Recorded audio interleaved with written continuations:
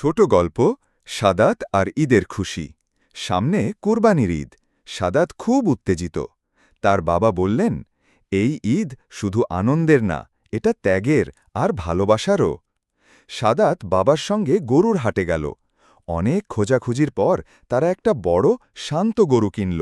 সাদাত তার নাম রাখল চাঁদা। ঈদের আগের দিন তারা গরুকে স্নান করাল, পরিষ্কার করল, জায়গাটা ঝাড়ু দিল। মা বললেন, পরিষ্কার পরিচ্ছন্নতা রাখলে কারো কষ্ট হবে না। ঈদের দিন সকালে সবাই নামাজে গেল। নামাজ শেষে কুরবানি হল সব নিয়ম মেনে সুন্দরভাবে। সাদাত দেখল বাবা গরুর মাংস ৩ ভাগ করলেন, একটা আত্মীয়দের, একটা গরিবদের আর একটা নিজেদের জন্য। সাদাত নিজে হাতে পাশের বাড়ির বুড়ো চাচার বাড়ি মাংস দিয়ে এলো। চাচা চোখে পানি নিয়ে বললেন, তুই অনেক বড় মনের ছেলে হইলি সাদাত। সাদাত বুঝল, ঈদে সবচেয়ে বড় আনন্দ শুধু খাওয়া দাওয়া নয়, কারো মুখে হাসি ফোটানো।